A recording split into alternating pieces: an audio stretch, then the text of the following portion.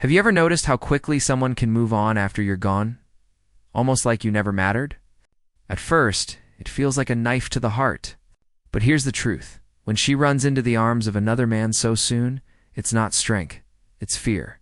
Fear of silence, fear of her own reflection, fear of facing the emptiness inside. Marcus Aurelius once said, "Nowhere can man find a quieter or more untroubled retreat than in his own soul." Yet many, when confronted with solitude, run instead of looking inward. She tells herself she's won, that she's upgraded, but deep down, it's denial. Mistakes don't reveal themselves overnight. Sometimes it takes weeks, months, even years before regret sets in. If she truly felt at peace, she wouldn't need to rush into something new. It's like someone who loses a job and immediately buys expensive clothes to feel valuable again. The world may see confidence, but inside, it's insecurity. Seneca said, "It is not the man who has too little, but the man who craves more. That is poor." She leaves not because she's richer in love, but because she's chasing an illusion, believing the grass is greener elsewhere. But illusions fade. The silence she avoids will catch her, and when it does, she'll face the truth. No one else will ever see her exactly as you did. Her speed is not strength. It's not proof of your weakness. It's proof of her fear. Women rarely leave because love is gone. They leave when emotion overpowers logic, when they believe they can find something better. Society whispers, the grass is greener, there's always more. But illusions don't last. Marcus Aurelius wrote, "Very little is needed to make a happy life. It is all within yourself." Yet many ignore this truth, chasing what they think will complete them outside.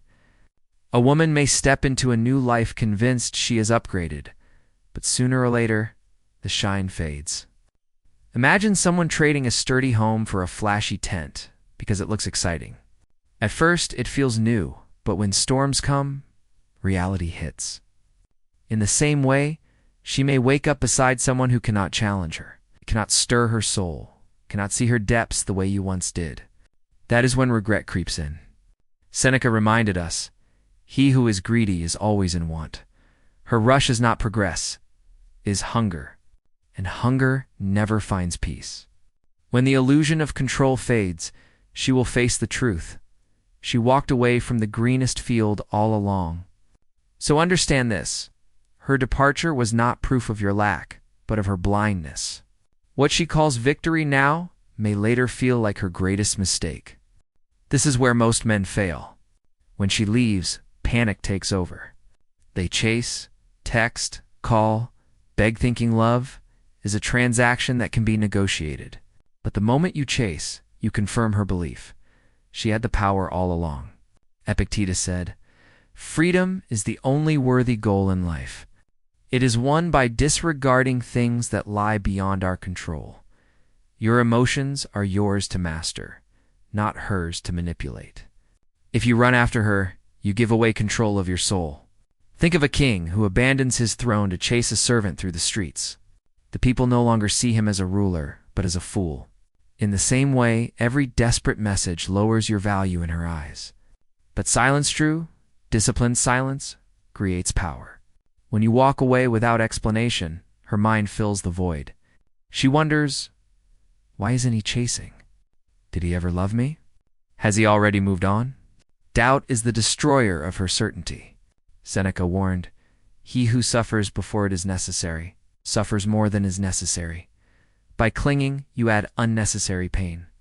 By detaching, you let time and silence speak louder than any plea. The man who remains calm, who does not chase, reclaims control. And when he does, she no longer feels powerful.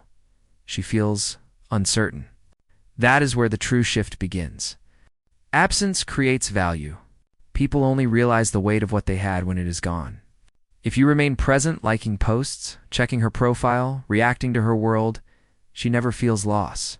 She stays certain, and certainty kills regret. Marcus Aurelius said, "The best revenge is not to be like your enemy. Do not feed her ego with desperate attention. Step away. Let silence do the work." True absence unsettles the mind more than any words ever could. Think of how the body reacts when deprived of a drug. It trembles, searches, longs. The mind does the same when it loses familiar presence. But if you never leave, she never experiences withdrawal. She never questions. And without questions, there is no regret. At first, your silence may go unnoticed. She will be distracted by novelty, by someone new. But as the excitement fades, emptiness sets in. That's when she wonders, did I make a mistake? Epictetus reminded us, if you want to improve, be content to be thought foolish and stupid. People may not understand your silence. They may call it coldness. But in reality, it is discipline the kind that shifts the balance of power without a single word. Be the man who disappears without explanation. The man whose absence speaks louder than his presence. That is how you reclaim control. She expects you to lose control. To spiral, lash out, send long messages, prove your worth. That's the script she knows.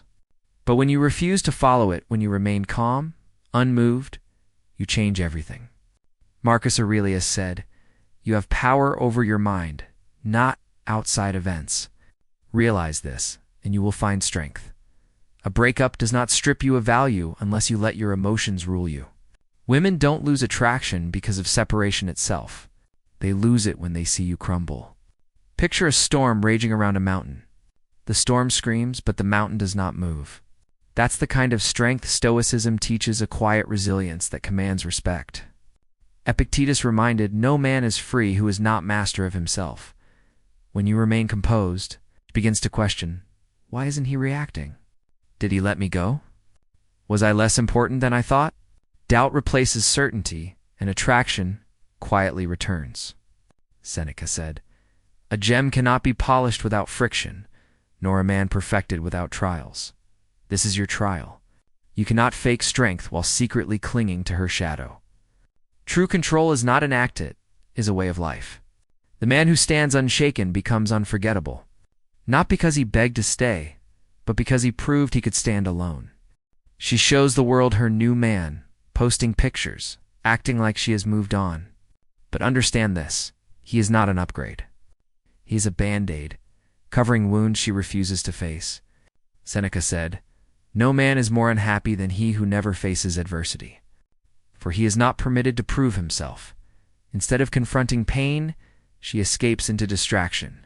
That new relationship is not healing, it is avoidance.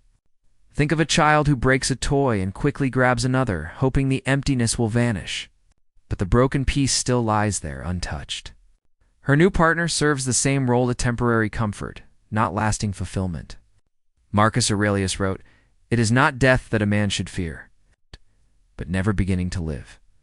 She has not begun to live honestly with her emotions. She's running, not rebuilding. Rebounds burn hot, but they always fade because they lack depth. And when the excitement ends, the silence returns. That is when she begins to think of you, not because she truly wants you back, but because she never faced herself. Epictetus reminded, no man is free who is not master of himself. She is not free. She is avoiding her own reflection. Do not compete with her rebound. Do not try to prove you are better. Time will reveal the truth. She did not replace you. She was running from herself. The more you care, the less she does. That is the brutal truth. She expects you to watch, to react, to wait for her. But indifference changes everything. Epictetus said, wealth consists not in having great possessions, but in having few wants. Indifference is freedom from needing her attention. It is the strength to stand whole without her validation. Think of fire. The more oxygen it receives, the brighter it burns. But take the oxygen away, and it dies. Her power over you is the same. Ain only lives if you feed it. When you withdraw, the flame weakens. Marcus Aurelius wrote, you have power over your mind, not outside events. Realize this, and you will find strength. Indifference is not pretending. It's not posting for attention while secretly hoping she notices. It's real peace building your life around what you control, not around her. Seneca reminded, he who is brave is free. When you no longer fear losing her, you gain everything. That's when she begins to question, did I even matter to him? Was I replaceable? and doubt makes her restless. True indifference makes you unforgettable, because women don't miss men who beg for attention. They miss the men who never needed it. Revenge is not about making her jealous. It is not proving she was wrong. True revenge is becoming the man she never believed you could be. By the time she realizes it, it will be too late. Marcus Aurelius said, "Waste no more time arguing what a good man should be. Be one." Most men collapse after heartbreak, drinking, chasing, losing focus. And in doing so, they confirm her choice was right. But the Stoic man channels his pain into growth. Think of steel. It is forged in fire, hammered under pressure, until it becomes unbreakable. The same is true of you. Use the fire of loss to sharpen your self-mind, body, spirit. Go to the gym, build your craft, discipline your thoughts. That is the path of power. Seneca reminded, "It is difficulties that show what men are. When you rise from pain stronger than before, you shatter the version of yourself she thought she knew. That unsettles her more than any words ever could." Epictetus said, "How long are you going to wait before you demand the best for yourself? The moment you no longer improve for her, but for yourself, you win.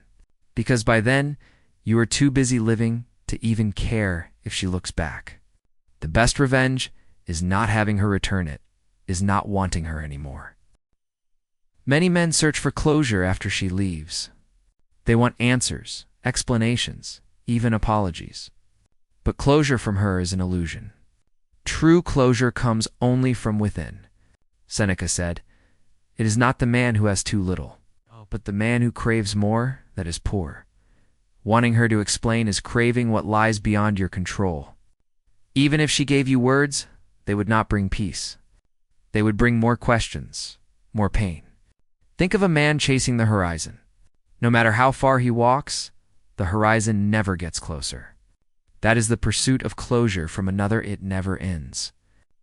Epictetus reminded, "Don't seek for everything to happen as you wish it would, but rather wish that everything happens as it actually will. Then your life will flow well. Acceptance is the real ending." Marcus Aurelius wrote, "If you are distressed by anything external, the pain is not due to the thing itself, but to your estimate of it. When you stop demanding her validation, you reclaim your freedom. She expects you to reach out, to need something. But when you vanish without asking, the roles reverse. She begins to wonder why you no longer seek what she thought you wanted. Closure is not given, it is created. And the strongest men become it themselves. You may think she has forgotten you, but understand this: she is watching. Even if she blocked you, even if she swore she was done, curiosity always pulls her back. Marcus Aurelius said, "The soul becomes dyed with the color of its thoughts. If your thoughts stay disciplined, your silence becomes your shield." The worst mistake is posting sadness, cryptic quotes, or forced displays to prove you are fine. That only tells her she still has power. Think of a locked door. If you leave it open, people walk in without thought. But when it is closed, they wonder what lies behind it. Your silence is that closed door. The less she sees, the more she wonders. Seneca reminded, "He who is brave is free," by refusing to play her games. You take away the satisfaction she craves, the proof that she mattered more than she did. When she checks and finds nothing, when she sees you steady and unshaken, doubt begins to grow. Epictetus said, "It is not what happens to you, but how you react to it that matters." She expects pain, reaction, weakness. Instead, give her nothing. In that nothingness lies your greatest power. Because in silence, she is forced to face the one thing she never expected: her own insignificance. Attraction thrives on mystery. When she knows everything, she grows bored. When she cannot predict you, she becomes restless. Mystery is not a game. It is the art of being complete without needing to be seen.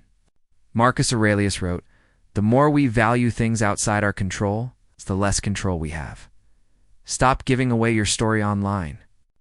Every post meant to prove you're fine only removes the uncertainty that keeps her thinking about you. Think of a novel. If the ending is spoiled, the reader loses interest. But if pages are missing, the mind cannot stop imagining what comes next. Your silence is those missing pages. It forces her to wonder, has he moved on?